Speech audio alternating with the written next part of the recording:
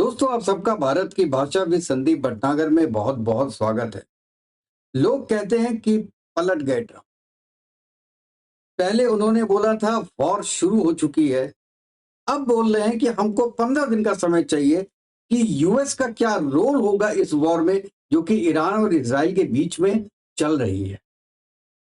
कोई मुझे ये बताए कि क्या अब ट्रंप के पास कोई ऑप्शन है, जब उन्होंने ईरान से क्लियर कट बोल दिया है कि हम आपको न्यूक्लियर हथियार नहीं बनाने देंगे, यूरेनियम को एनरिचमेंट नहीं करने देंगे। उसमें कोई ऑप्शन छोड़ा नहीं है उन्होंने।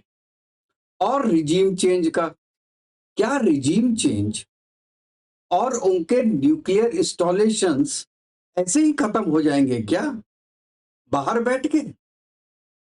अब मैं आपको बताता हूं कि जो ट्रंप ने 15 दिन की बात बोली है ना, उसमें कितनी सच्चाई है।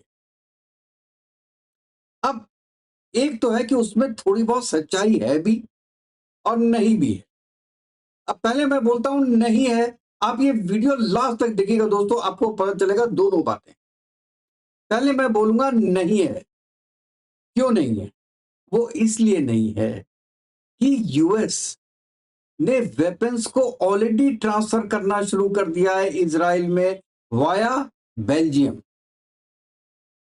एक अमेरिकन वेपन का शिपमेंट डिलीवर हुआ है इजराइल को, इसमें B747 कार्गो प्लेन में, जो कि चैलेंज कार्गो ऑपरेट कर रहा था। और ये एक इजरायली शिपिंग कंपनी है और ये लेग एयरपोर्ट इन बेल्जियम, वहां से स्टार्ट हुआ। पहला तो ये रीजन है इसका।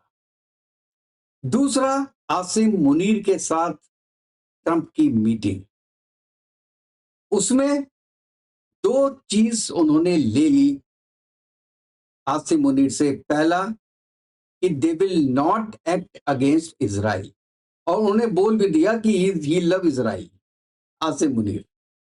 क्योंकि देखिए, ट्रंप के बारे में एक चीज बड़ी फेमस है कि वो praise everybody, confuse everybody and take credit for everything. ये क्रेडिट जीवी है, इसको इस वार का भी क्रेडिट चाहिए। और अभी तो ऐसा लग रहा है कि बिना लड़े चाहिए। लेकिन हां, एक रीजन और है। G7 से एक दिन पहले आ गए यूएस। आगे क्या किया?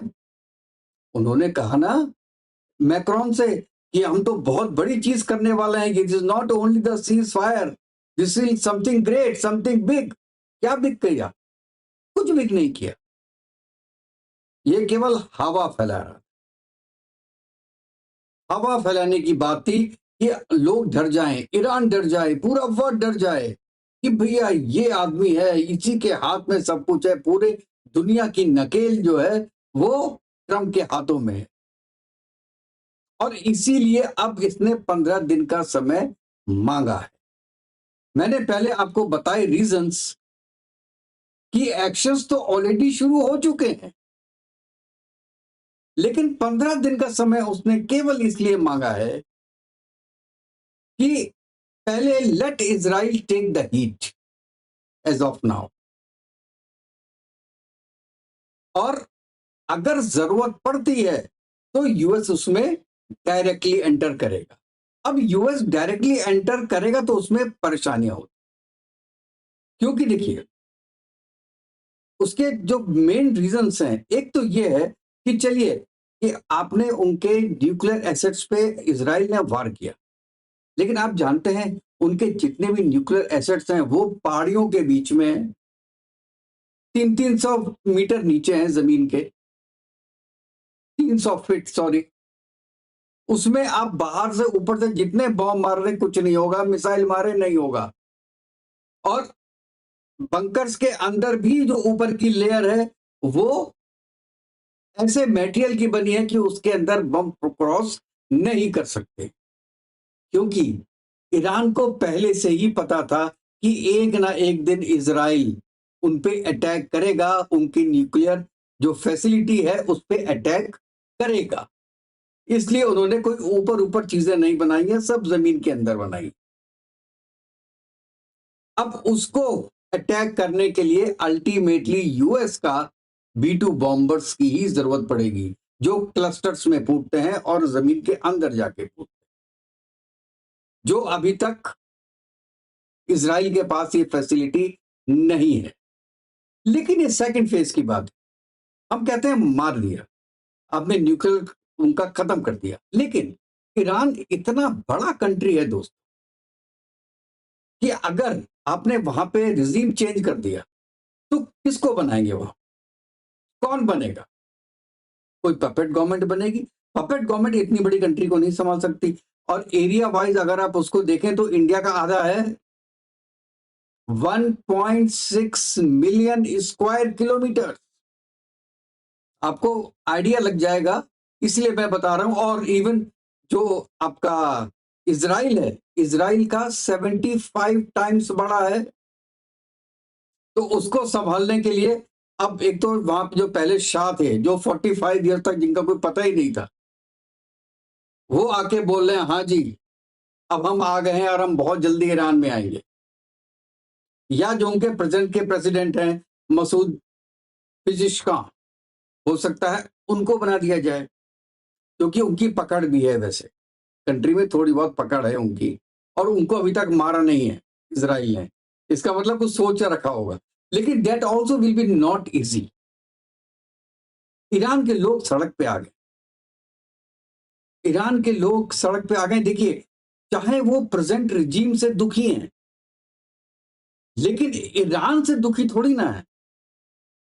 इस समय जो दुविधा है वो ईरान के ऊपर, वो इजराइल के अगेंस्ट होगी, वो यूएस के अगेंस्ट होगी, वो पाकिस्तान के अगेंस्ट होगी, वो चाइना के अगेंस्ट होगी।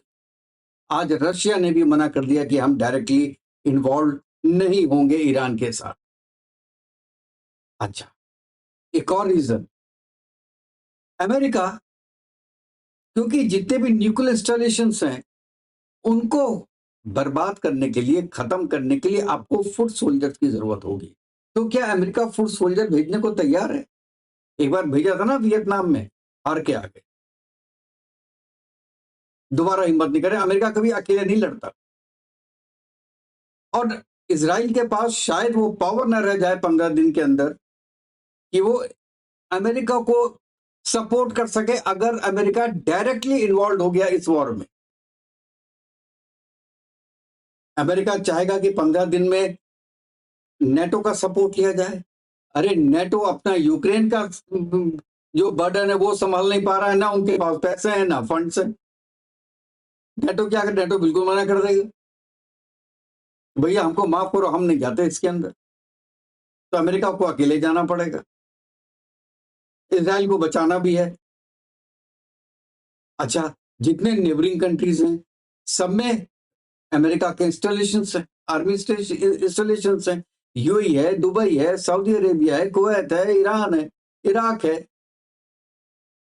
अगर मिलिट्री एसेट्स को बचाना है तो आपको ईरान से बात करनी पड़ेगी, क्योंकि वहां पे तो कोई आयरन डोम लगा नहीं होंगे, लेकिन इतने एसेट्स के नहीं होंगे। और अगर आप ये जानते हैं कि 50% ऑयल पूरे वर्ल्ड का उसी एरिया में है, और अगर ऑयल रिफाइनरीज पे, चाहे सऊदी अरेबिया की ऑयल रिफाइनरी है, उस पे अगर अटैक कर दिया ईरान ने, तो क्या होगा भाई? मरता क्या ना करता।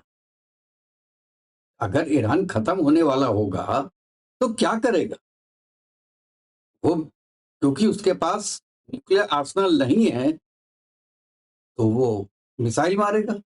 और जैसे कि आपको पता होगा कि मार्च में जो तुलसी गवाड़ है, उन्होंने क्लियरली कट बोला था कि ईरान के पास कोई भी न्यूक्लियर एसेट्स नहीं है। एंड उस बात से प्रेसिडेंट ट्रंप बहुत नाराज हैं तुलसी गवाड़ से। इसलिए आपको पता होगा कि जो अभी एक मीटिंग हुई थी उसमें उनको बुलाया भी नहीं गया था। Anyway, that is different thing. अच्छा, अब ये देखिए कि इजराइल के पर डे पैसे कितने लग रहे हैं, जो कि अगर इजराइल के नहीं लगे तो अमेरिका के लगेंगे। अगर आप पूरा कैलकुलेशन कीजिए तो अगर एक मिसाइल छोड़ता है ईरान, एक मिसाइल पर डे, एक मिसाइल का मतलब है करीब 1 करोड़ रुपए। और उसके जो 3 सिस्टम्स हैं, जो एयर डिफेंस सिस्टम्स हैं, वो 3 सिस्टम्स हैं उनके पास, जिनको कि बोला जाता है एरो 2, एरो 3, आयरन डोम, और एक और है, उसको कहते हैं डेविड सिलिंग्स। आयरन डोम उनके पास केवल 10 है इजराइल के पास, और एक आयरन डोम का जो एरिया होता है वो 60 स्क्वायर माइल्स, 60 स्क्वायर माइल्स। आप कहां कहां बचा लोगे? छोटा सा तो कंट्री है इजराइल। अगर उसने, और उसको रोकने के लिए आपका करीब 40 करोड़ रुपए लगता है एक मिसाइल रोकने के लिए। ये रफली कैलकुलेशन में बता रहा हूं। एक मिसाइल छोड़ा उसने, ईरान ने, वो 1 करोड़ का था, उसको रोकने के लिए लगते हैं 40 करोड़ रुपए। और ऐसे 100 मिसाइल पर डे मार सकता है ईरान। तो कब तक सपोर्ट करेगा इजराइल?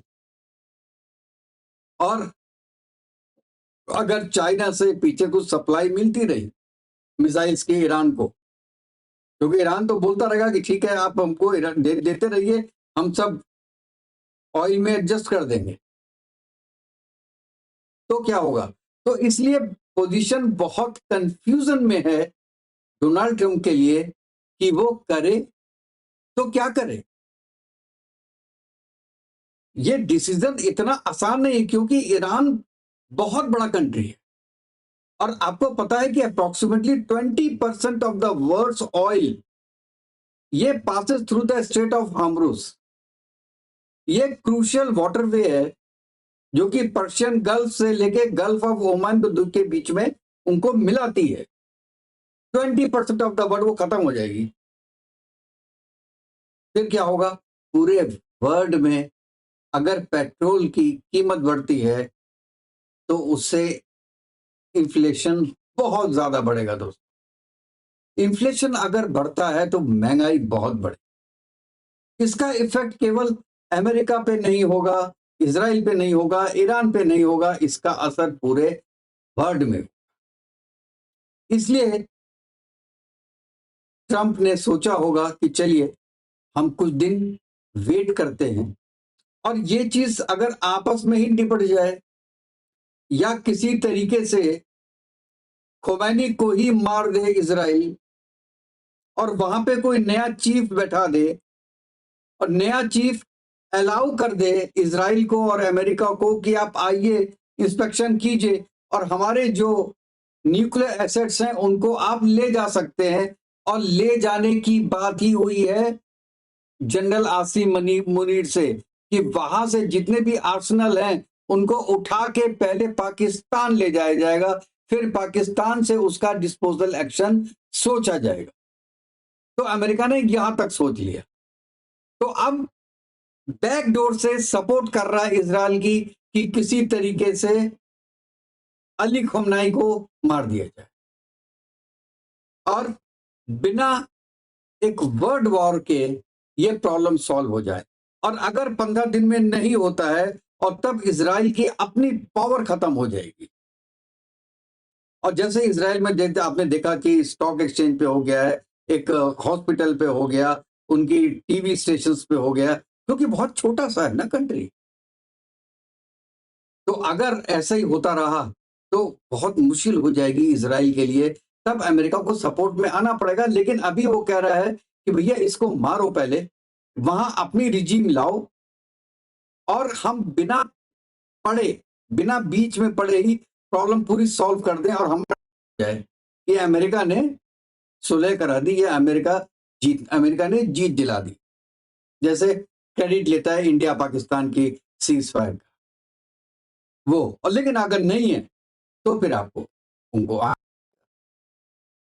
क्योंकि ईरान में जो हालत है अब वो काबू से बाहर हो चुकी है। खोमैनी कहाँ है किसी को पता नहीं। इतनी बड़ी कंट्री है वो कहाँ अंडरग्राउंड में छुपा है, कोई एक जगह थोड़ी ना होगा अंडरग्राउंड उनका, पहाड़ों के बीच में। मारते रहो तुम, मारते रहो मिसाइल, वो पहाड़ों पे लगती रही, वो अंदर बैठा है। कोई कहता है कि वो रूस भाग गया, कोई कहता है ओमान में है, हाँ है, किसी को पता नहीं।